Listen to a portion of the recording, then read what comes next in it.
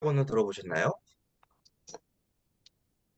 period라고 하기도 하고요. 그래서 이렇게 어떤 일을 한다라고 생각을 해봅시다. 그래서 맨 처음에 있는 이 부분을 뭐라고 하냐면요. 맨 처음에 있는 부분을 초기라고 불러요. 그 다음에 중간쯤 되죠? middle. 중간이 되면요. 중기라고 이야기를 합니다. 그 다음에 마지막쯤 되면요. 말기라고 해요. 그래서 이게 지금 초기가 무엇을 의미를 하는 거냐면요. 여러분들이 한국에 처음 왔을 때에 대해서 이야기를 하고 있는 거예요. 비행기를 타고 한국에 왔어요. 그러면 그때부터 한국 생활 초기가 되는 거죠. 그래서 이 한국 생활 초기가 어땠냐고 물어보고 있습니다. 그래서 여기 한번 볼까요? 말풍선부터 보겠습니다. 자, 부푼 꿈이라고 하고 있습니다. 꿈. 이 꿈이라고 하는 거는요, 어떻게 이야기할 수 있냐면, 꿈이 크다, 꿈이 작다, 이런 식으로 이야기를 할 수가 있습니다. 예를 들어서 한번 이야기해 볼게요. 예를 들어서 선생님의 꿈이 대통령입니다. 프레지던트가 되고 싶어요. 그런 경우에는 꿈이 크다라고 이야기할 수 있어요. 반면에 선생님이 꿈이 공원을 산책하는 거예요. 그러면 꿈이 작다라고 이야기를 할 수 있겠죠. 그런데 여기 나와 있는 이 부푼이라는 말 있죠, 부푼. 이거는요, 어떤 공간의 크기가 커진다라는 뜻이에요. 그래서 풍선을 한번 생각해 보세요. 버lun입니다. 풍선이 원래 요만했어요. 그런데 여기다가 바람을 더 집어넣으면요, 풍선의 크기가 이렇게 커집니다. 이 모양을 뭐라고 하냐면요, 부풀다라고 이야기를 해요.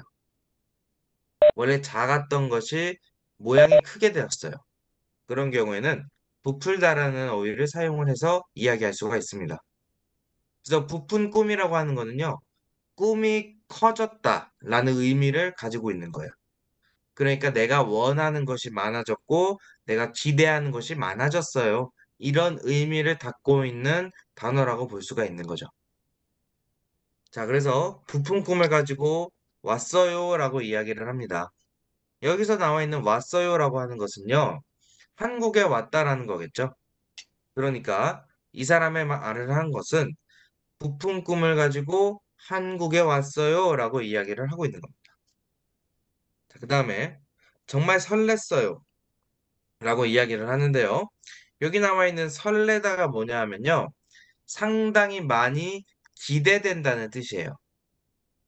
무언가 좋은 일이 있을 것 같아요. 느낌이 좋아요. 뭔가 행복한 일이 생길 것만 같아요. 이런 경우에는요. 설레다라는 표현을 사용할 수가 있어요. 예를 들어서 여러분들이 놀이공원에 가고 싶었는데 이번 주 토요일에 놀이공원에 가기로 했어요. 그러면 그때 기분이 굉장히 좋죠? 이런 기분의 상태를 설레다라고 이야기를 합니다. 자, 그래서 지금 여기 있는 이 여자는요, 이 여자는 부푼 꿈을 가지고 왔어요. 정말 설렜어요. 그러니까 한국에 올 때 굉장히 큰 꿈을 가지고 왔고, 그리고 그것이 매우 기대되었다라고 이야기를 하는 겁니다. 여기까지 이해되시나요? 네. 좋습니다. 자, 다음 남자의 말을 한번 들어보도록 하겠습니다. 자, 낯선 환경에 적응하는 게 쉽지 않았지만 여기까지만 볼게요. 자, 낯설다라는 단어랑 적응하다라는 단어가 있습니다. 이 낯설다는 뭐냐면요. unfamiliar한 거예요. 내가 잘 몰라요.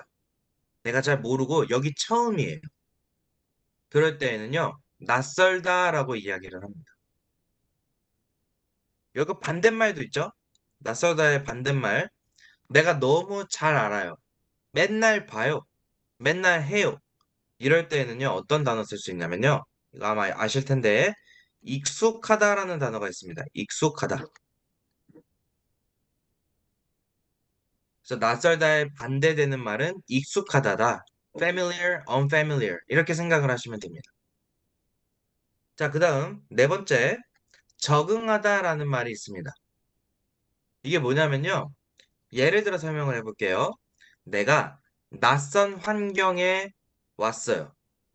예를 들어서 내가 베트남에 살다가 한국에 오게 되었어요. 그럼 한국은 굉장히 낯선 환경이죠.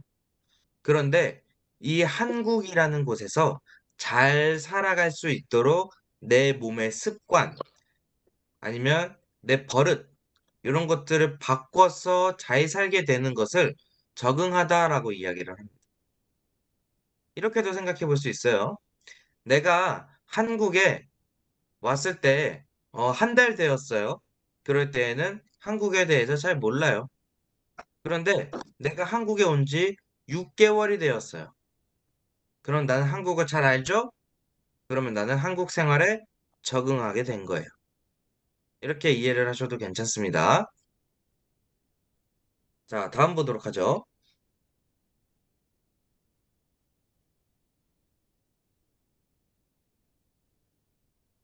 자, 그 다음, 이 여자가 이야기를 하는 것을 한번 보죠. 자, 의사소통이 잘 안 돼서 답답했어요. 라고 이야기를 합니다. 의사소통이 잘 안 된다라는 게 뭐냐면요. 자, 먼저 의사소통이 뭔지 생각을 해봅시다. 의사소통은요, 커뮤니케이트입니다. 다른 사람하고 이야기하거나 대화하는 것을 의사소통이라고 이야기를 해요. 그런데 의사소통이 잘 안 된다라는 것은요, 대화가 안 된다라는 뜻이에요. 그래서 답답했다라고 이야기를 하는데, 답답하다는 뭐냐면요, 내가 하고 싶은 일 또는 내가 원하는 일이 잘 안 돼요. 그러면 답답하다라고 이야기를 합니다. 내가 원하는 건 따로 있지만 그 원하는 게 잘 이루어지지 않아요. 그러면 답답하다라고 말합니다. 자, 그 다음 남자가 이야기하죠. 하나하나가 다 새롭고 신기하게 느껴졌어요 라고 말합니다. 자, 여기서 하나하나라는 말이 있는데요. 자, 사과를 한번 그려봅시다. 이거 사과예요. 자, 사과가 3개 있죠. 네. 사과가 3개 있는데 이거 하나, 이거 하나, 이거 하나. 요거를 이렇게 부르는 말이 뭐냐 하면요. 하나하나라고 불러요. 사과를 하나하나 다 씻었습니다. 라고 하면요. 사과를 한 개씩 다 씻었다는 말이 됩니다. 그래서 이것들이 다 새롭고 신기하게 느껴졌어요. 라고 말합니다. 신기하다. 이거는요. 약간 어떤 느낌이냐면요. 서프라이즈라는 의미를 가지고 있어요. 놀라워요. 신기해요. 이렇게 이야기를 할 수 있습니다. 그래서 예를 들어서 내가 처음 보는 것들이 있죠. 뭐가 있을까요? 전기로 가는 택시가 있습니다. 만약에 처음 봤어요. 그러면 와, 저런 물건이 있네? 신기하다라고 말할 할 수가 있겠죠. 처음 보는 것인데 그것이 매우 흥미로워요. 그럴 때는 신기하다라는 말을 사용할 수가 있습니다. 자, 그다음 뭐든 다 할 수 있을 것 같았어요. 라고 이야기를 하죠. 자, 여기서는요, 할 수 있을 것 같았다라고 말을 했죠. 그러니까 내가 만약에 어떤 일을 한다면 나는 할 수 있을 거야 라고 생각을 했다는 겁니다. 그래서 그만큼 뒤에 있는 단어가 중요하죠. 잘 해낼 자신이 있었어요 라고 말을 하죠. 해내다랑 자신이 있다라고 되어 있죠. 이 해내다는 뭐냐면요. 어떤 일을 하는 겁니다. 하는 건데 노력 같은 것들을 동원을 해서 그러니까 노력을 해서 어떤 일을 합니다. 그럴 때에는 해내다라고 이야기를 할 수가 있어요. 예문을 하나 만들어 볼까요? 시험 공부를 열심히 했어요. 그래서 중간 평가 합격을 내가 해냈어요. 이런 식으로 이야기를 할 수가 있다라는 거죠. 자, 그 다음 자신이 있다라는 표현이 있죠. 자신이 뭐냐면요. confidence입니다. 나는 할 수 있어. 나는 할 수 있는 사람이야. 내가 하기에 충분해. 이런 식으로 긍정적인 생각을 가지고 있는 것을 자신이 있다라고 이야기를 합니다. confidence. 무언가 할 수 있어. 이렇게 믿는 거죠. 나 자신을 믿는 겁니다. 그럴 때에는 자신이 있다라는 표현을 사용해서 이야기할 수가 있어요. 다음 보겠습니다.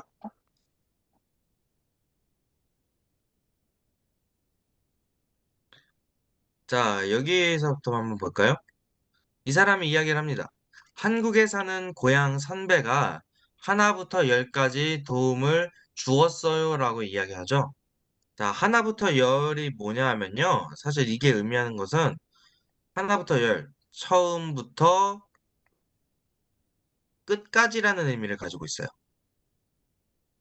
그러니까 하나부터 열이라고 하면요. 모든 것을 도와줬다. 모든 것, 이것을 의미를 하게 됩니다. 그래서 영어로 바꾸면 이 정도로 쓸 수 있을 것 같습니다. 그래서 도움을 주었다라고 이야기를 하고 있고요. 자, 그 다음 여기입니다. 살 곳과 직장을 구하려고 여기저기 뛰어다녔어요. 이렇게 이야기를 하죠. 여기저기, here, there이죠. 그래서 뛰어다니다. 이거는요, 굉장히 부지런하게, 열심히 무언가를 해냈다라는 의미를 가지고 있습니다. 열심히 무언가를 해요. 그러면 여기저기 뛰어다니다라고 말을 할 수가 있어요. 자, 그 다음. 문화 차이가 커서 불편하기도 하고 재미있기도 했어요. 라고 이야기를 하는데요. 자, 이 문화 차이라고 하는 게 뭐냐면요. 예를 들어서 우리나라는 여러분들도 좀 느꼈을 거예요. 한국 음식은요, 맵고 짜요. 그런데 다른 나라 음식은 맵고 짜지 않아요. 이것부터 차이가 있는 거죠. 먹는 문화가 다릅니다. 한국 사람들은 매운 음식, 짠 음식을 좋아하는데 우리나라 사람들은 짠 음식 좋아하지 않아요. 이렇게 이야기를 하면요. 이미 거기서부터 문화 차이가 있다 또는 문화 차이가 크다라고 이야기를 할 수가 있습니다. 자, 그래서 문화 차이가 커가지고요. 불편했대요. uncomfortable 했습니다. 그리고 재미있기도 했다라고 이야기를 하네요. 그래서 문화 차이 때문에요. 어쩔 때는 불편하고요. 어쩔 때는 재미있기도 했어요. 이렇게 이야기를 하고 있는 겁니다. 자, 그 다음 이 여자가 이야기한 거 볼게요. 향수병에 걸렸어요 라고 하는데요. 자, 여기 향수병 있죠? 향수병이 뭐냐면요. 고향을 그리워하는 병입니다. 그러면 그립다가 뭐냐? 요거는요, 간단해요. miss. 보고 싶어요. 예를 들어, 고향에 있는 가족이 보고 싶어요.